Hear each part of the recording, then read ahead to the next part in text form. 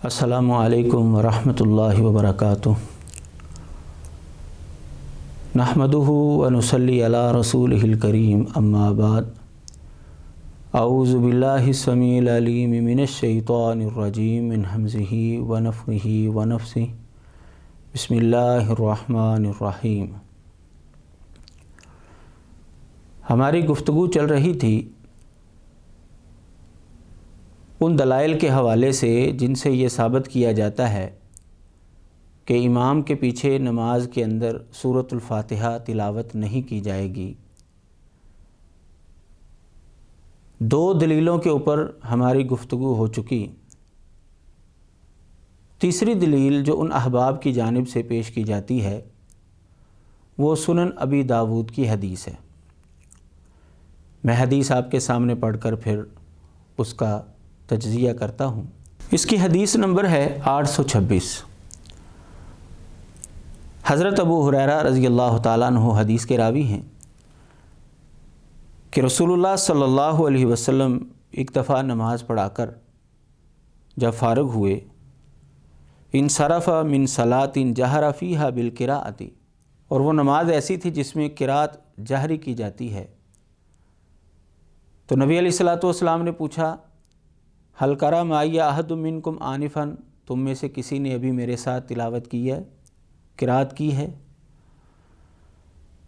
तो एक सहाबी ने अर्ज़ की, नाम या रसूलल्लाह सल्लल्लाहु अलैहि वसल्लम, ए अल्लाह के नबी बिल्कुल मैंने क़िराअत की थी। तो नबी अलैहिस्सलातु वस्सलाम ने फरमाया, इन्नी अक़ूलु माली उनाज़िउल कुरान, मैं कह रहा था कि कुरान जो है वो मुझसे जपटा जा रहा है। नबी अलैहिस्सलातु वस्सलाम ने जब ये जुमला इरशाद फरमाया तो आगे लिखा है, काला, कहा उन्होंने, फ़न्तहन नासु अनिल क़िराअति मा रसूलिल्लाहि सल्लल्लाहु अलैहि वसल्लम फ़ीमा जहरा फ़ीहि नबी सल्लल्लाहु अलैहि वसल्लम बिल क़िराअत, कि नबी अलैहिस्सलातु वस्सलाम ने जब ये जुमला इरशाद फरमाया तो लोग आपके साथ जहरी नमाज़ों में क़िराअत करने से रुक गए। ये जो आखिरी जुमला है कि लोग नबी अलैहिस्सलातु वस्सलाम के साथ जहरी नमाज़ों में क़िराअत करने से रुक गए, इस जुमले से हमारे अहबाब ये मसला अख़ज़ करते हैं कि इमाम के पीछे सूरतुल फातिहा नहीं पढ़ी जाएगी। ये हदीस आपने समाअत फरमा ली। इस हदीस के अंदर जो इस्तिदलाल है वो आखिरी जुमले के ऊपर है। यह आखिरी जुमला सहाबी का है या किसी और रावी का। जब हम इसकी तहकीक में जाते हैं तो हमें पता चलता है कि ये सनद के एक रावी ज़ुहरी जो हैं उनका कौल है और ये मुदरज कौल है। ये रिवायत के अंदर उनका कौल जो है वो शामिल हो गया। ये हज़रत अबू हुरैरा रज़ियल्लाहु ताला अन्हु का कौल नहीं है। इसके हवाले से जब हम मुहक्किकीन को देखते हैं तो बहुत ज़्यादा मुहक्किकीन इस बात को पेश करते हैं कि ये जुमला इमाम ज़ुहरी रहमहुल्लाह का है,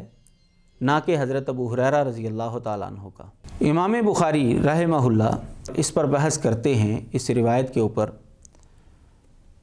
तो कहते हैं, फ़न्तहन नासु अनिल क़िराअति व हुवा मिन कलामी ज़ुहरी, ये जो जुमला है कि लोग क़िराअत से रुक गए, ये ज़ुहरी का कलाम है। इमाम बुखारी रहमहुल्लाह का ये कौल है। इसी तरह इमाम अबू दाऊद रहमहुल्लाह जिन्होंने इस रिवायत को नकल किया है अपनी अस्सुनन के अंदर, वो इस रिवायत के आगे ये फरमाते हैं, समेत मोहम्मद अबना यहया इब्न फ़ारिसिन काला कौलुहु फ़न्तहन नासु मिन कलामी ज़ुहरी। फरमाते हैं कि मैंने मोहम्मद बिन यहया बिन फ़ारिस से सुना कि ये जो फ़न्तहन नास ये जुमला है ये ज़ुहरी का कौल है। इमाम अबू दाऊद रहमहुल्लाह ने अपने उस्ताद के हवाले से ये बात वाज़ेह की कि उन्होंने फरमाया कि ये इमाम ज़ुहरी का कौल है। इसी तरह इमाम इब्न हिब्बान हैं, उन्होंने अपने सही इब्न हिब्बान के अंदर ये बात वाज़ेह की है امام بہقی نے السنن الکبریٰ کے اندر، امام خطابی نے، علامہ ابن ملقن نے، علامہ نووی نے، حافظ ابن حجر رحمہ اللہ نے، علامہ ملا علی قاری رحمہ اللہ، علامہ نیموی حنفی رحمہ اللہ اور دیگر کئی محدثین ہیں جنہوں نے صراحت کی ہے کہ یہ جملہ جو ہے امام زہری کا ہے، حضرت ابو ہریرہ رضی اللہ تعالیٰ عنہ کا نہیں ہے۔ کیونکہ اگر نبی علیہ الصلوۃ والسلام کے زمانے میں کوئی بات ثابت کرنی ہے کہ ایسا ہوا تو وہ صحابی بیان کرے گا تو پھر وہ چیز ثابت ہوتی ہے۔ صحابہ کے دور کے بعد کا اگر کوئی آدمی کسی مسئلے کے حوالے سے بتاتا ہے کہ یہ نبی علیہ السلام کے زمانے میں ہوا ہے، تو درمیان میں اگر کسی صحابی کا واسطہ نہیں ہے، سند نہیں ہے، تو وہ جملہ، وہ بات درست نہیں سمجھی جاتی۔ اسی طرح امام زہری رحمہ اللہ نے یہ قول بیان کیا ہے، یہ انہوں نے خود بیان کیا ہے کہ نبی علیہ السلام کے زمانے میں ایسا ہوا۔ ان کو کس نے بیان کیا؟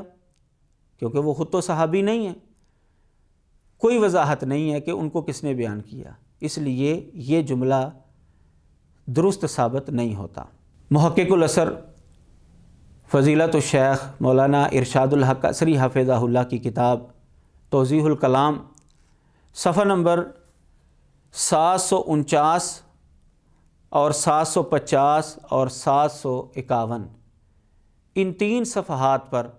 انہوں نے یہ تفصیلی گفتگو کی ہے، باقاعدہ محدثین کے نام اور ان کی کتابوں کے حوالوں سے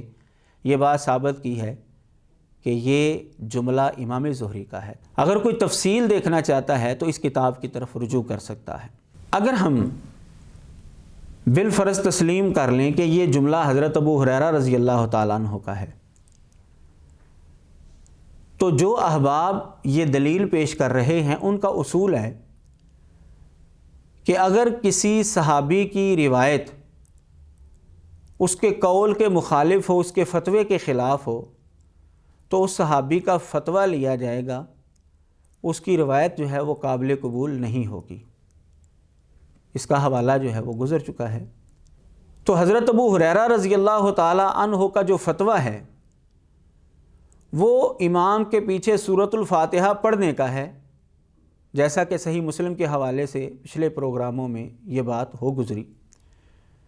تو ان کے اصول کے مطابق حضرت ابو ہریرہ رضی اللہ تعالیٰ عنہ کا فتویٰ لیا جائے گا، ان کی بیان کردہ روایت جو ہے اس کو قبول نہیں کیا جائے گا۔ بالفرض اگر ہم تسلیم کر لیں کہ یہ جملہ حضرت ابو ہریرہ رضی اللہ تعالیٰ عنہ کا ہے، تو پھر بھی اس سے سورۃ الفاتحہ کی نفی نہیں ہوتی،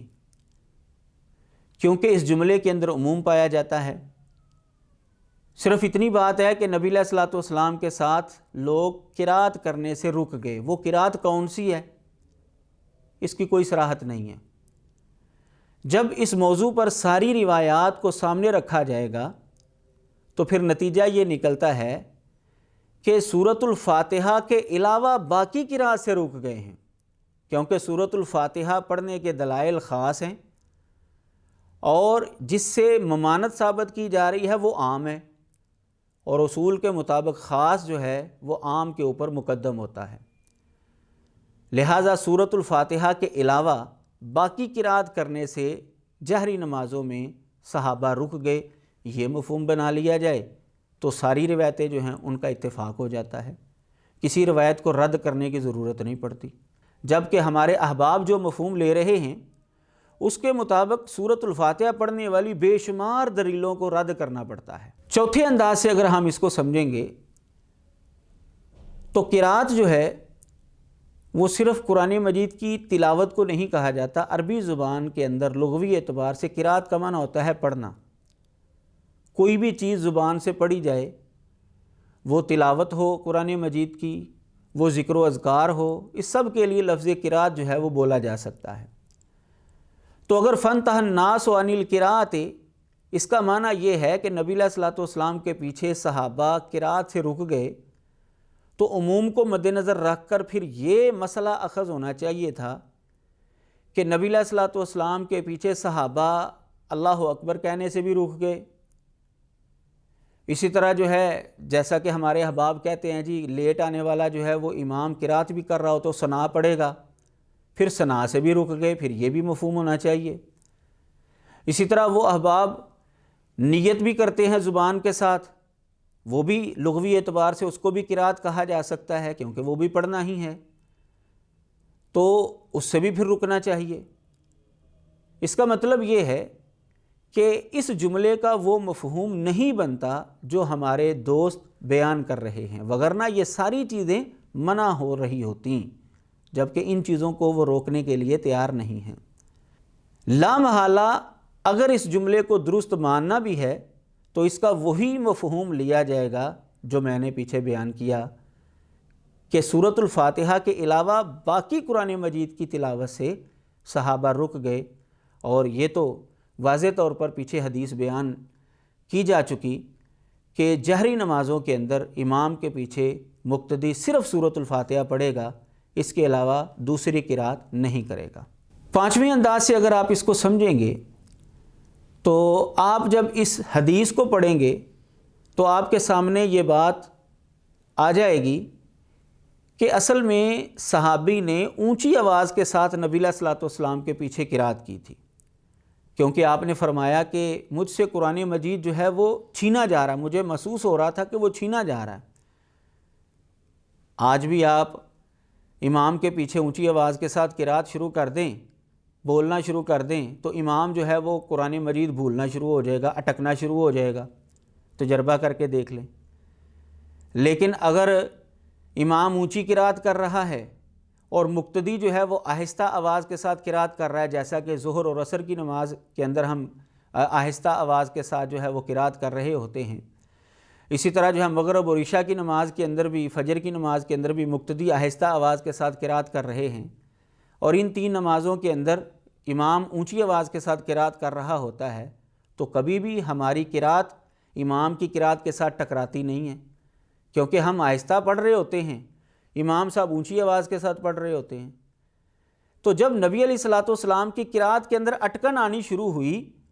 تو لا محالہ اس کا مطلب یہی ہے کہ اس صحابی نے اونچی آواز کے ساتھ قرات کی تھی،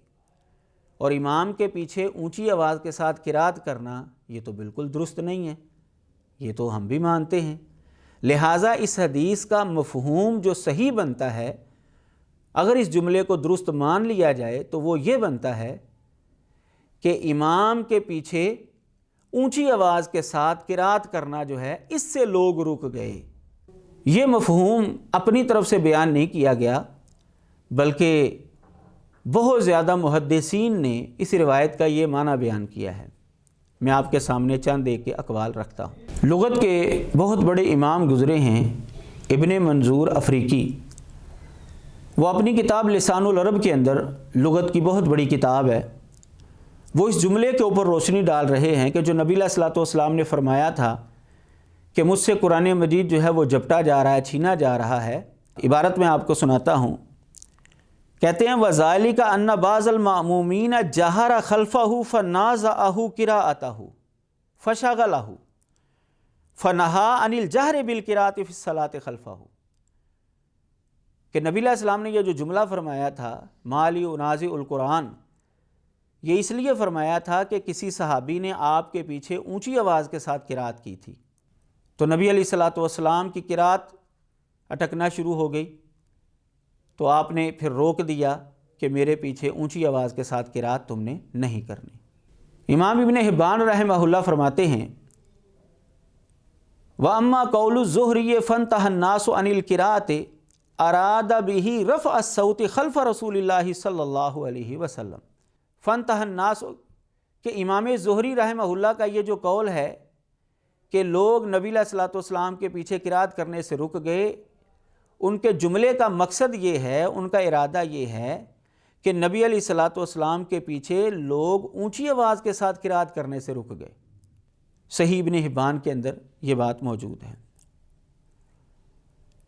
مولانا عبدالحی لکھنوی حنفی رحمہ اللہ وہ صراحت کرتے ہیں، غیث الغمام کے اندر صفحہ نمبر 179 ہے کہ آخری بات کہ نبی علیہ الصلوۃ والسلام نے یہ جو جملہ ارشاد فرمایا مالی انازع القرآن،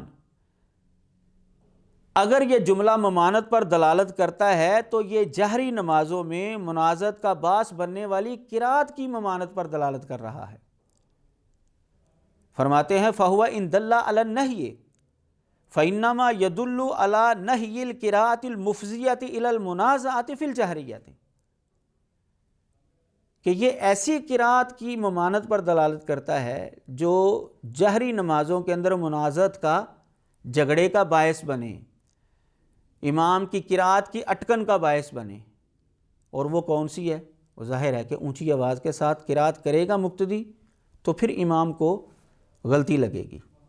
اسی طرح کی بات علامہ ابن عبد البر، امام خطابی رحمہ اللہ، علامہ قرطبی رحمہ اللہ، علامہ شوکانی رحمہ اللہ اور دیگر محدثین و مفسرین نے بیان کی ہے۔ توضیح الکلام صفحہ نمبر 758 اور 759 کے اوپر یہ تفصیلی بحث دیکھی جا سکتی ہے۔ چوتھی دلیل جو ان احباب کی جانب سے پیش کی جاتی ہے وہ ہے سنن ابن ماجہ کی روایت۔ یہ سنن ابن ماجہ میں کھولنے لگا ہوں، اس کی حدیث نمبر ہے 850۔ حضرت جابر رضی اللہ تعالیٰ عنہ حدیث کے راوی ہیں کہ رسول اللہ صلی اللہ علیہ وسلم نے فرمایا من کان لہ امام فقراءۃ الامام لہ قراءۃ، کہ جس کا امام ہو تو امام کی قرات اس کی قرات ہے۔ یہ سنن ابن ماجہ کی روایت، اس سے ہمارے دوست یہ مسئلہ اخذ کر رہے ہوتے ہیں کہ دیکھیں جی کہ امام کی قرات مقتدی کو بھی کافی ہے، لہٰذا مقتدی کو قرات کرنے کی ضرورت نہیں ہے۔ جب ہم اس روایت کی تحقیق میں جاتے ہیں تو ہمیں پتہ چلتا ہے کہ یہ روایت رسول اللہ صلی اللہ علیہ وسلم سے ثابت نہیں ہے۔ مختلف محدثین نے اس روایت کے اوپر تبصرہ کیا ہے، ان میں سے چند ایک کے اقوال میں آپ کے سامنے رکھتا ہوں۔ حافظ ابن حجر رحمۃ اللہ علیہ لکھتے ہیں من کان لہ امام، یہ جو روایت ہے کہتے ہیں یہ ضعیف عند الحفاظ، یہ حفاظ کے ہاں، بڑے بڑے محدثین کے ہاں یہ روایت ضعیف ہے، اور اس کی ساری سندیں اور ان سندوں کے اندر جو علتیں ہیں ضعیف ہونے کی وہ امام دارقطنی نے فرماتے ہیں کہ تفصیلی طور پر اپنی کتاب کے اندر بیان کی ہیں۔ فتح الباری کے اندر حافظ ابن حجر نے یہ بات لکھی ہے۔ اسی طرح التلخیص الحبیر کے اندر حافظ ابن حجر رحمۃ اللہ علیہ لکھتے ہیں من کان لہ امام فقراءۃ الامام لہ قراءۃ مشہور من حدیث جابر ولہ طرق عن جماعت من الصحابۃ وکلھا معلولہ،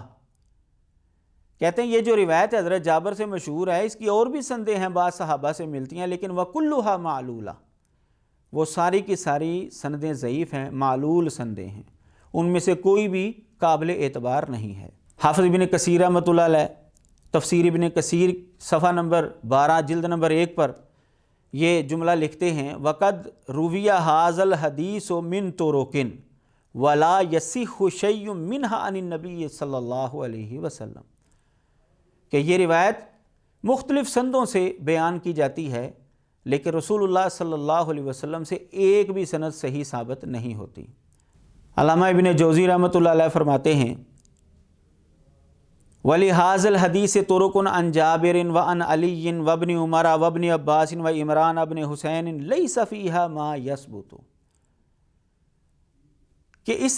روایت کی کئی سندیں ہیں جو حضرت جابر سے ملتی ہیں، حضرت علی تک، حضرت عبداللہ بن عمر، حضرت عبداللہ بن عباس، حضرت عمران بن حسین رضوان اللہ علیہم اجمعین تک پہنچتی ہیں، لیکن ان میں سے کوئی بھی ثابت نہیں ہے۔ غیث الغمام کے اندر علامہ عبدالحی لکھنوی رحمہ اللہ نے یہ جملہ نقل کیا ہے ان کا۔ اسی طرح ابن جوزی رحمہ اللہ کی کتاب العلل المتناہیہ کے اندر یہ جملہ موجود ہے، صفحہ نمبر 431 اور جلد نمبر 1 ہے۔ علامہ عبدالرؤف مناوی ہیں، انہوں نے بھی یہی بات لکھی ہے۔ علامہ القمی ہیں، امام بہقی ہیں، بلکہ امام بخاری رحمہ اللہ نے اس روایت پر تبصرہ یوں کیا ہے ھذا الخبر لم یثبت عند اہل العلم من اہل الحجاز و اہل العراق وغیرہم لارسالہ وانقطاعہ، جزء القراءۃ صفحہ نمبر 5 ہے۔ فرماتے ہیں کہ یہ روایت ثابت نہیں ہوتی، حجاز، اہل عراق اور دیگر علاقوں کے جو اہل علم ہیں ان کے نزدیک یہ روایت ثابت نہیں ہوتی، کیونکہ اس روایت کے اندر ارسال بھی پایا جاتا ہے اور انقطاع بھی پایا جاتا ہے۔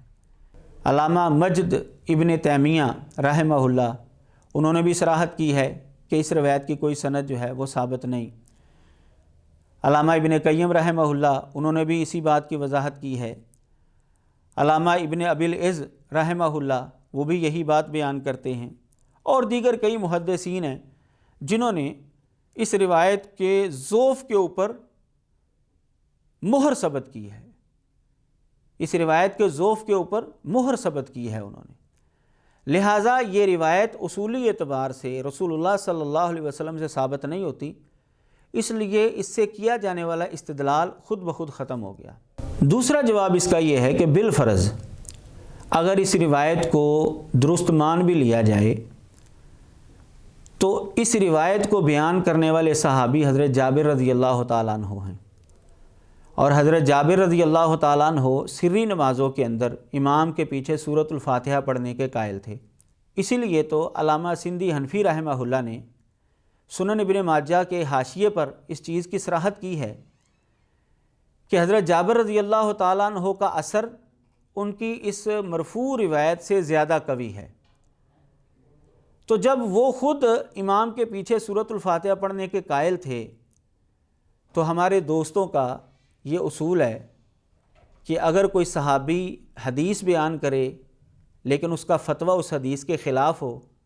تو اس کا فتویٰ جو ہے وہ قابل قبول ہوگا، وہ روایت قابل حجت نہیں ہوگی۔ تو ان کے اصول کے مطابق یہ روایت درست ثابت نہیں ہوتی، کیونکہ حضرت جابر رضی اللہ تعالیٰ عنہ کا فتویٰ اس روایت کے خلاف تھا۔ تیسرا جواب اس کا یہ ہے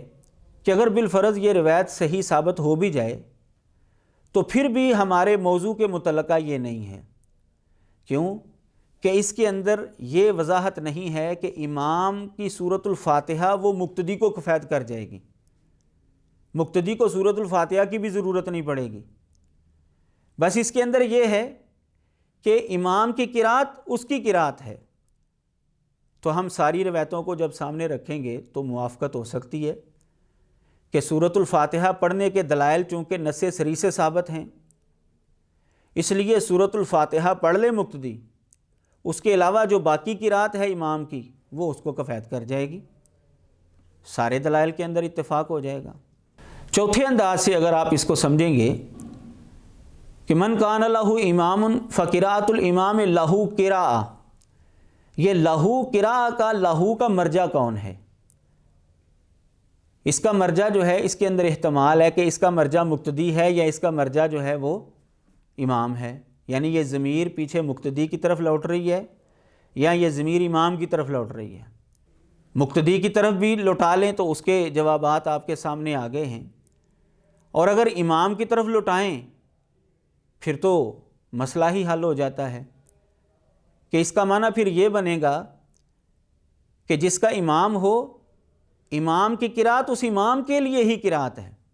لہٰذا مقتدی کو اپنی قرات کرنی پڑے گی، اور یہ احتمال باقاعدہ موجود ہے۔ علامہ سندھی حنفی رحمہ اللہ نے سنن ابن ماجہ کے حاشیے پر اسی روایت کے تحت گفتگو کرتے ہوئے یہ احتمال پیش کیا ہے۔ لکھتے ہیں قیل یحتمل ان المراد من کان لہ امام فلیقرأ بقراءتہ فإن قراءۃ الامام قراءۃ لہ فلیقرأ لنفسہ۔ کہا گیا ہے کہ اس کے اندر یہ بھی احتمال ہے کہ من کان لہ امام فلیقرأ بقراءتہ، کہ جس کا امام ہو یعنی وہ مقتدی جو ہے خود اپنی قرات کرے، کیونکہ امام کی قرات امام کی قرات ہے، کیونکہ امام کی قرات اسی کے لیے ہی قرات ہے، وہ مقتدی کے لیے نہیں ہے۔ فلیقرأ لنفسہ، لہٰذا مقتدی کو چاہیے کہ وہ اپنے جی کے اندر آہستہ آواز کے ساتھ قرات کرے۔ تو اس احتمال سے ہمیں یہ بات معلوم ہوتی ہے کہ یہ بھی مفہوم اس کا ہو سکتا ہے۔ جب یہ مفہوم لیا جائے گا تو روایات کے اندر کوئی تضاد لازم نہیں آئے گا، لیکن اگر ہم اسی روایت سے امام کے پیچھے سورۃ الفاتحہ پڑھنے سے روکیں گے لوگوں کو تو پھر احادیث کے اندر تضاد لازم آئے گا۔ تو کیوں نہ ایسا مفہوم لے لیا جائے کہ جس سے ساری احادیث کے اوپر عمل کیا جا سکے، اور اس مفہوم میں سے ایک مفہوم یہ بھی ہے۔ اسی مفہوم کو سامنے رکھتے ہوئے آپ اس انداز سے بھی سوچ سکتے ہیں کہ ہمارے دوستوں کا یہ اصول ہے، اذا جاء الاحتمال بطل الاستدلال، کہ جب احتمال آ جائے کسی بات کے اندر اس سے استدلال کرنا درست نہیں رہتا۔ تو اس روایت کے اندر احتمال آ گیا کہ اس کا مفہوم مقتدی والا لیا جا سکتا ہے یا امام والا لیا جا سکتا ہے، دونوں طرح کی باتیں ہو سکتی ہیں۔ جب احتمال آ گیا تو پھر ان کے اصول کے مطابق اس سے استدلال کرنا وہ بالکل درست نہیں بنتا۔ وآخر دعوانا ان الحمد للہ رب العالمین۔